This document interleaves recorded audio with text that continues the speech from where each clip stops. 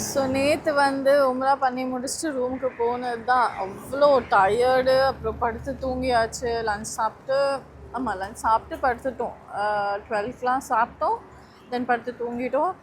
அப்புறம் ஏஞ்சது நல்ல ஏஞ்சது, but பேபியும் ஏஞ்சது. But still dinner சாப்பிட்லான்னு ஒரு 12 o'clock கிட்ட அல்பைக் போயிட்டு சாப்பிட்டா அங்கே அவ்வளோ ரஷ்ஷு இருந்த டயர்ட்னஸில் வீடியோவும் எடுக்கல, எதுவும் போஸ்ட்டும் பண்ண முடியல, அப்படியே இருந்துச்சா. அப்புறம் அல்பைக் போயிட்டு சாப்பிட்டுட்டு முடிச்சு திரும்பி போய் படுத்து தூங்கியாச்சு. ஸோ நெக்ஸ்ட் டே இப்போ வந்து ஜியாரத் போகலான்னு கிளம்பியிருக்கோம். கிளம்பி இப்போ காரில் வந்து லன்ச் சாப்பிட்றதுக்காக ஒரு ரெஸ்டாரண்ட் வந்திருக்கோம். ஐ திங்க் இட்ஸ் மந்தி அந்த மாதிரி ரெஸ்டாரண்ட். கப்ஸா சாப்பிட போகிறேன்னு நினைக்கிறேன். ஸோ வந்திருக்கோம். இப்போ அடுத்தடுத்து எங்கே நிறைய பிளேசஸ் போகணும். ஜியாரத்னால் like showing around places in Mecca and எங்கெங்கெல்லாம் இது என்ன நடந்துச்சு அந்த மாதிரிலாம் ஒரு டூர் மாதிரி ஒரு இது. So let's go.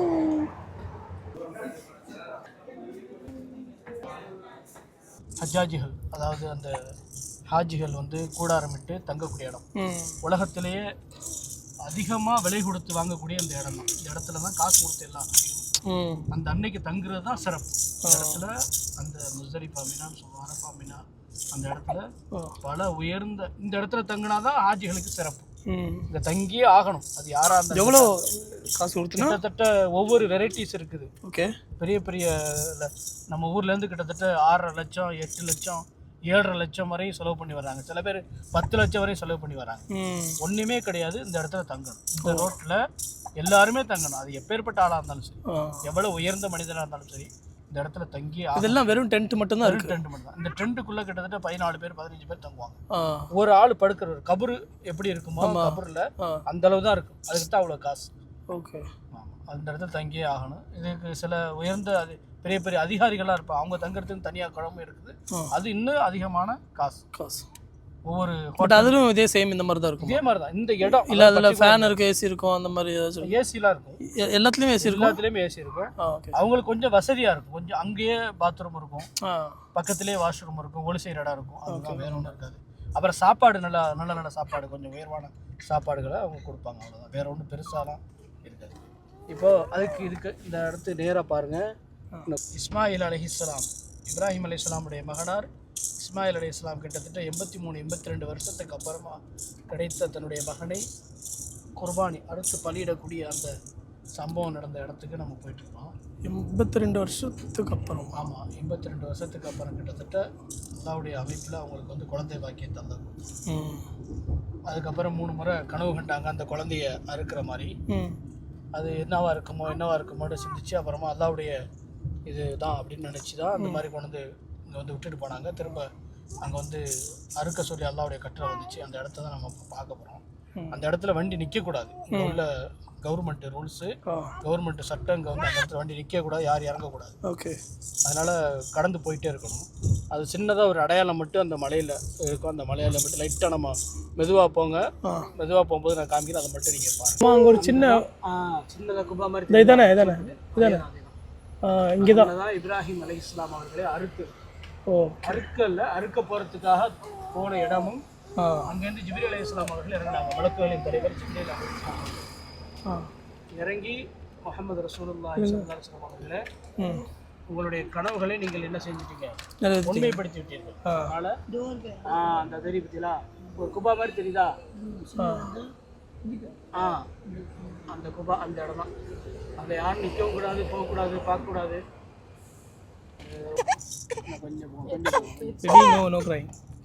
லைட்டாக ஒரு நிமிஷம் கூட நிற்கலாம், பிரச்சனை இல்லை.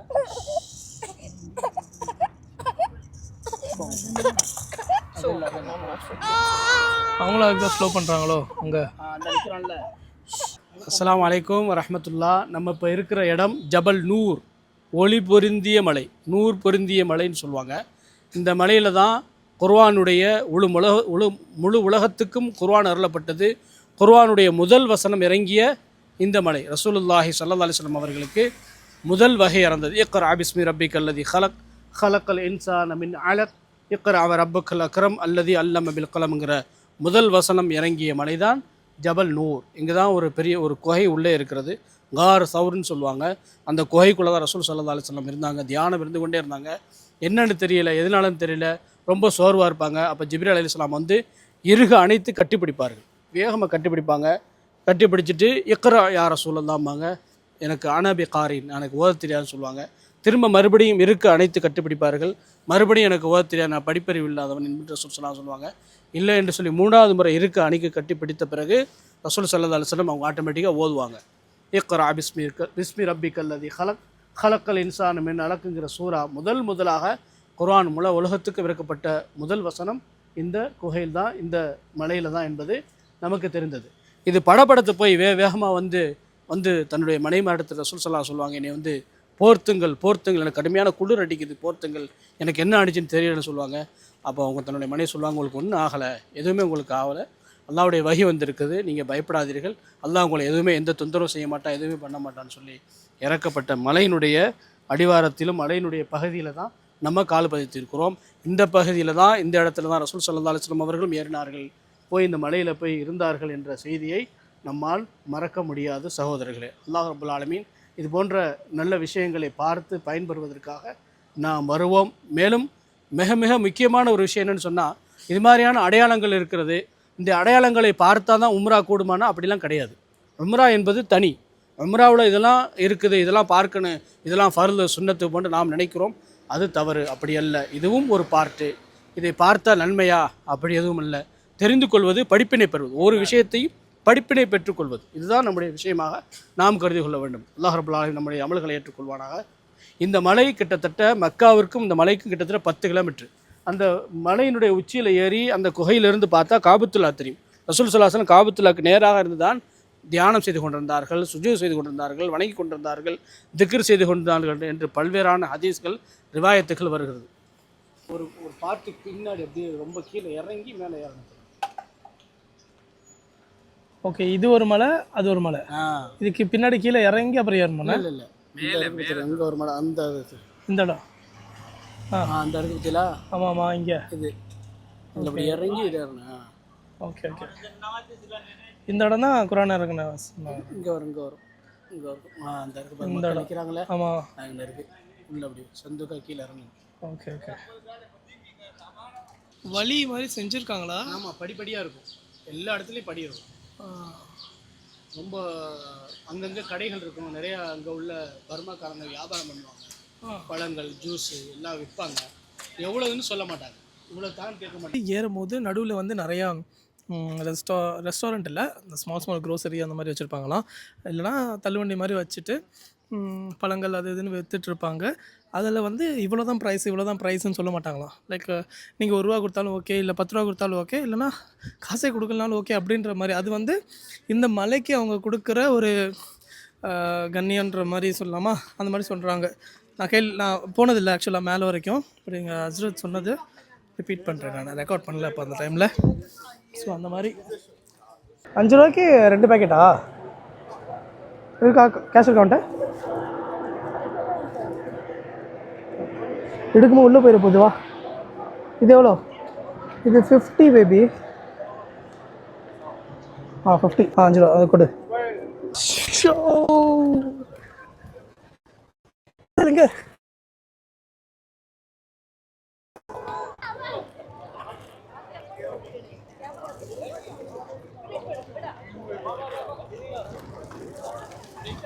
ஆக்சுவலாக லைக்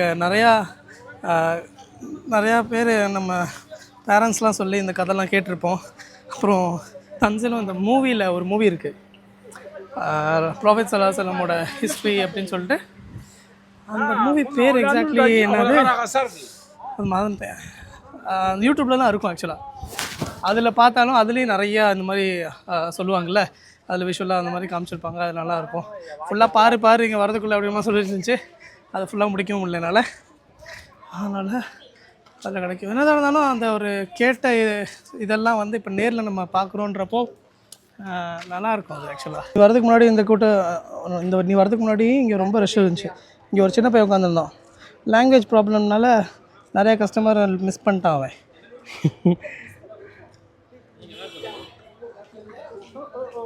போகலாமா? போகலாம். போகலாம். இந்த புக்கு நம்ம லாஸ்ட் டைம் வந்தப்போ வாங்கியிருந்தோம் சொன்னியா? இல்லை சொல்லு. இந்த மாதிரி புக்கு எங்களுக்கு லாஸ்ட் டைம் நம்ம எந்த சைடு வந்தோம்? இங்கே தான் வந்தோம், பட் அங்கே கீழே நின்றுருந்தோம். அங்கேயே வந்து இந்த சின்ன பிள்ளை இந்த புக்கு விற்றுச்சு. எங்கள் வீட்டில் இருக்கு. நம்ம வீட்டில் இருக்குது பார்த்தீங்களா? எல்லா பேஜும் காமிக்கணும்னு நினச்சேன். எங்கே அந்த பையன்? அந்த பையன் போயிட்டாங்க எங்கேயோ தெரியல. நாம் இப்போ இருக்கக்கூடிய இடம் மக்காவில் இருக்கக்கூடிய ஜபல் சவுர். ஜபல் சவுருங்கிறது இஸ்லாமிய சாம்ராஜ்யத்தில், இஸ்லாமிய வரலாற்றில் ரசூலுல்லாஹி ஸல்லல்லாஹு அலைஹி வஸல்லம் அவர்களுடைய அந்த வாழ்க்கை வரலாற்றில் ஒரு திருப்புமுனையாக இருந்த இடம்தான் ஜபல் சவுருங்கிற இந்த மலையில் இருக்கக்கூடியது தான் ஜபல் சவுர். இங்கே தான் ரசூலுல்லாஹி ஸல்லல்லாஹு அலைஹி வஸல்லம் அவர்களும் அபூபக்கர் சித்திக் ரலியல்லாஹு அன்ஹு அவர்களும் இருவரும் ஒரு 3 இரவை கழிக்கக்கூடிய இடமாக இது இருந்தது.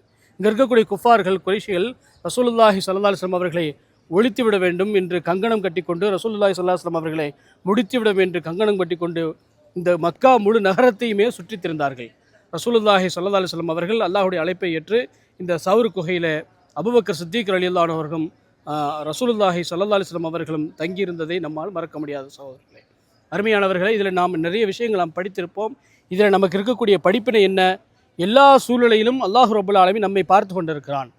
அபூபக்கர் சித்திக் ரலியல்லாஹு அன்ஹு அவர்களும் அபூபக்கர் சித்திக் ரலியல்லாஹு அன்ஹு இந்த குகையில் இருக்க குஃபார்கள் குழுமி வந்து ரசூலுல்லாஹி ஸல்லல்லாஹு அலைஹி வஸல்லம் அவர்கள் முஷ்ரிக்குகளுடைய குஃபாருடைய காலடியை பார்க்கிறார்கள். முஷ்ரிக்குகள் ரசூலுல்லாஹி ஸல்லல்லாஹு அலைஹி வஸல்லம் தேடி பார்க்கிறார்கள். சிலந்தி வலை பின்னப்பட்டது, பிறகு புறா முட்டையிடப்பட்டது. இப்படி எந்த அடையாளமுமே இதற்கு முன்னால் இங்கு யாருமே வரவில்லை என்ற அடையாளத்தை அல்லாஹ் ரப்பல் ஆலமீன் ஏற்படுத்தி தந்தான். இதை பார்த்த அந்த முஷ்ரிக்குகள் குஃபார்கள் இந்த குகையிலா அவர் இருக்க போறார் முஹம்மது என்று ரசூலுல்லாஹி ஸல்லல்லாஹு அலைஹி வஸல்லம் அவர்கள் என்று திரும்பி சென்றார்கள். பிறகு 3 நாள் கழித்து தான் இங்கிருந்து ஹிஜ்ரத் புறப்பட்டார்கள் என்ற வரலாறுகளை நம்மால் பார்க்கிறோம். ரசூலுல்லாஹி ஸல்லல்லாஹு அலைஹி வஸல்லம் அவர்கள் அபூபக்கர் சித்திக் ரலியல்லாஹு அன்ஹு சொன்னார்கள், பயப்படாதீர்கள், அல்லாஹ் ரப்பல் ஆலமீன் வசனத்தை இறக்கினான், அல்லாஹ் நம்மோடு இருக்கிறான், இன்னல்லாஹ மஅனா. 3ஆவதாக அல்லாஹ் ரப்பல் ஆலமீன் நம்மோடு இருக்கிறான், எந்த சூழ்நிலையிலும் அல்லாஹ் நம்மை ஏமாற்றி விட மாட்டான், நம்மை கைவிட மாட்டான் என்று அவ்வளவு இக்கட்டான சூழ்நிலையிலும் கூட ரசூலுல்லாஹி ஸல்லல்லாஹு அலைஹி வஸல்லம் அவர்கள் அந்த தன்னுடைய தவக்கலை அல்லாஹ் மீது பொறுப்பு சாட்டினார் என்ற வரலாறை நாம் ஒவ்வொருவருக்கும் ஒவ்வொரு இஸ்லாமியனுக்கு படிப்பினை என்பதை நாம் மறந்துவிட முடியாது. அல்லாஹ் ரப்பல் ஆலமீன் இது போன்ற விஷயங்களை நாம் படித்து படிப்பினை பெறுவதற்கு வல்ல ரப்பல் ஆலமீன் நமக்கு தௌஃபீக் செய்வானாக. சவுதியில் வந்து மேக்ஸிமம் இப்போ எப்படி துபாயில் எப்படி ஃபுல்லாக மலையாளிஸாக இருக்காங்க, நான் எங்கே பார்த்தாலும் மலையாளிஸ் இருப்பாங்க, அந்த மாதிரி இங்கே சவுதியில் வந்து எங்கே பார்த்தாலும் உங்களுக்கு வந்து பங்களாதேஷ்காரங்க இருக்காங்க. ஸோ எல்லாருமே கடை வச்சுருக்கவங்க அவங்கன்னு எல்லாமே இதுதான் சொல்லப்போனால் துபாயில் எப்படி மலையாளிஸ் இருக்காங்களோ அந்த மாதிரி இங்கே வந்து பங்களாதேஷ்காரங்க இருக்காங்க. நம்ம பேஜ் ஃபாலோ பண்ணுறவங்க ஒருத்தவங்க பார்த்தாங்க, அல்ஹம்துலில்லாஹ் ஹாப்பி. லைக் வேறு கண்ட்ரி வர்றப்போ வேறு கண்ட்ரி வந்து மாஷாஅல்லாஹ் நம்மளை தெரியுது அப்படின்றப்போ, ஆக்சுவலாக இங்கே எல்லாமே வந்து வேறு கண்ட்ரிக்காரங்க இல்லை, தமிழ்காரங்க தான் டூரிஸ்ட்டாக இங்கே வராங்கல்ல இந்த பிளேஸ் பார்க்காதுன்ட்டு. ஸோ அப்படி பார்க்கும்போது அல்ஹம்துலில்லாஹ் எப்படியோ வேறு ஒரு நாட்டில் தானே நம்ம எதிர்பார்த்துருக்க மாட்டோம். துபாயில் கூட இப்போது தெரிஞ்சிருக்கும், ஓகே அங்கங்கன்னு பார்ப்பாங்க, ஃபைன். பட் இப்போ சவுதி வந்து பார்க்குறாங்கன்றப்போ it's kind of feels happy. ரசூலுல்லாஹி ஸல்லல்லாஹு அலைஹி வஸல்லம் இறுதியாக ஒரே ஒரு ஹஜ்ஜு தான் ரசூலுல்லாஹ் செஞ்சுருக்காங்க. கடைசி ஹஜ்ஜையும் ஃபஸ்ட்டு ஹஜ்ஜும் அதுதான். அந்த ஹஜ்ஜில் அந்த மக்களுக்கு செய்த மிகப்பெரிய வரலாற்று சம்பவம் இறுதி பேருரைன்னு சொல்லுவாங்க. ரசூலுல்லாஹ் நடத்திய கடைசி பேருரை. அந்த இறுதி பயான், இந்த சொற்பொழிவில் ரசூல் ஸல்லல்லாஹு அலைஹி வஸல்லம் சொன்னாங்க, நான் இந்த மார்க்கத்தை உங்களிடத்துல முழுமைப்படுத்தி விட்டேனா என்று சொன்னாங்க. யார சொல்லுதா, அதில் எந்த சந்தேகமும் இல்லை, நீங்கள் முழுமைப்படுத்திவிடலாம் சஹாபாக்கள் சொன்னாங்க. சொல்லிட்டு தான் அந்த பேருரை நிகழ்த்துவாங்க. எந்த ஒரு மனிதனும் பிற மனிதனை என்ன செய்யக்கூடாது, உணவினை கொடுத்துக்கூடாது, தொழுகை கடைபிடிங்கள், ஜக்காத்தை கொடுத்துவார்கள், இப்படி நிறைய விஷயங்கள் ரசூல் ஸல்லல்லாஹு அலைஹி வஸல்லம் கிட்டத்தட்ட 40க்கும் அதிகமான பாயிண்ட்டுகளை அதில் சொன்னாங்க. இன்ஷா அல்லாஹ் நான் அதை தெளிவாக அங்கே போய் சொல்கிறேன். அடுத்ததாக ரசூல் ஸல்லல்லாஹு அலைஹி வஸல்லம் அடுத்த வருஷம் ஹஜ்ஜிக்கு இருக்க மாட்டாங்கங்கிறதுக்கு அந்த பயானு ஒரு முன் உதாரணமாக இருந்தது. எல்லாரும் மக்கள் வழங்கிட்டாங்க, ரசூல் அடுத்த வருஷம் ஆயாத்தாக இருக்க மாட்டாங்க. அதே மாதிரி ரசூல் அடுத்த ஹஜ்ஜில் இல்லை. அவ்வளோ சிறப்புக்குரிய இடம்தான் அரஃபா மைதானம். ஹஜ்ஜத்துல் விதா அப்படின்னு சொல்லுவாங்க. ஹஜ்ஜத்துல் விதானா ரசூல் ஸல்லல்லாஹு அலைஹி வஸல்லம் ஆற்றிய பேர். அந்த உலக வரலாற்றிலும் இந்த உலகத்திலும் ஈமானிலும் இஸ்லாத்திலும் சிறப்புக்குரிய ஒரு உரை தான் அந்த ஹஜ்ஜத்துல் விதா. இன்ஷாஅல்லாஹ் நாங்கள் போய் அந்த சொல்கிறோம். மர்ஹபன் பிக்கும் ஃபி ஜபல் ரஹ்மா, உங்களை இந்த ஜபல் ரஹ்மா அன்போடு வரவேற்கிறது என்று அரபியில் எழுதப்பட்டிருக்கு. அதான் அங்கே தான் போகிற வழி.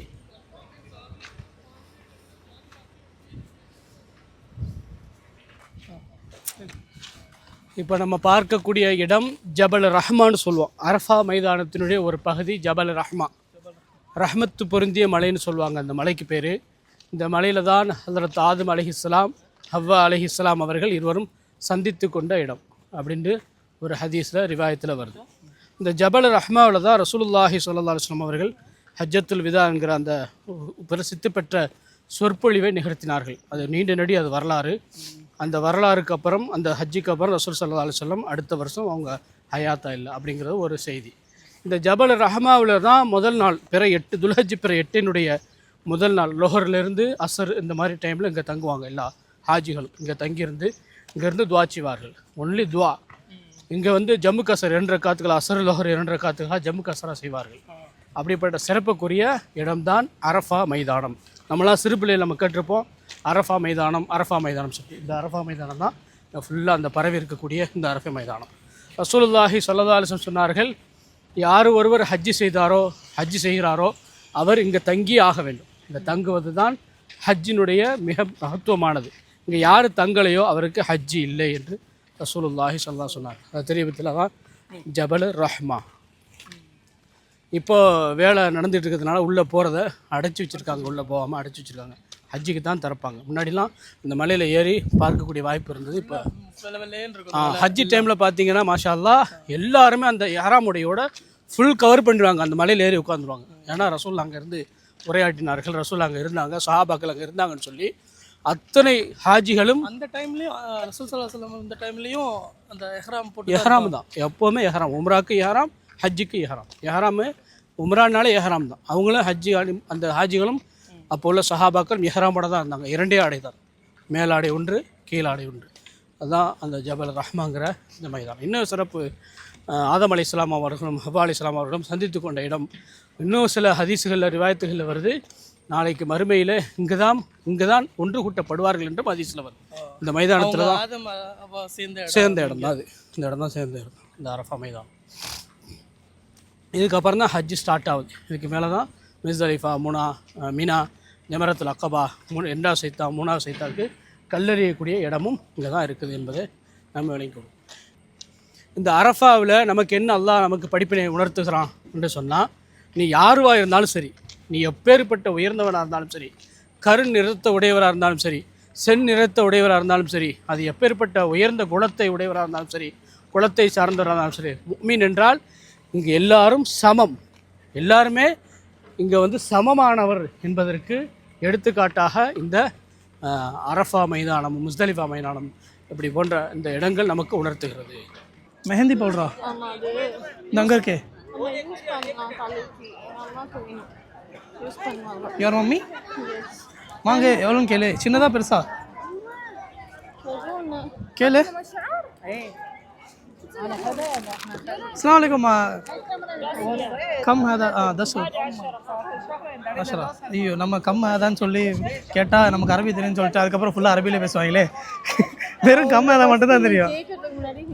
ஹிந்தியில் சொல்லிட்டாங்க 10 ரியால்னு. வாங்கிக்கோ இருக்கா. 5 ரூபா இருக்குது, 50 ரூபா இருக்குது. எஸ் அதான் வாங்கிக்க. 1 அது அவல்னா 1. ஆமாம்.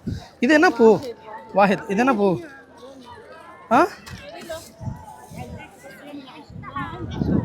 ஐப்ரோ வேணுமா? கோல் வேணுமா? இது நெயில் ஹென்னா பேஸ்ட் மாதிரி. அப்புறம் ஃபுல்லாக வைக்கலாமா? நீ பார்த்து இது கிழிச்சிடும் பேபி. இங்கே பாரு, தள்ளி நெல். நோ இல்லை திஸ் அண்ணா. ஐயோ அவங்க கஷ்டம், நம்மளை கடைக்காரங்க நினச்சிட்டாங்க பேபி. இது ஒன்று வாங்கிக்கிறோம். ஐ மீன் எக்ஸ்கியூஸ் மீ, எந்த மொழியிலடி பேச? இங்கேதான். எஸ் ஸோ अस्सलाम वालेकुम. या काबा how much? 10 10 dirhams. இது நல்லா இருக்குல்ல? யாலா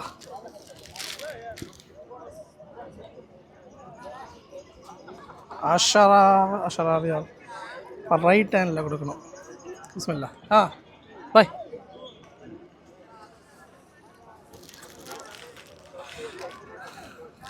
ஓகே, வேறு ஏதாவது வேணுமா?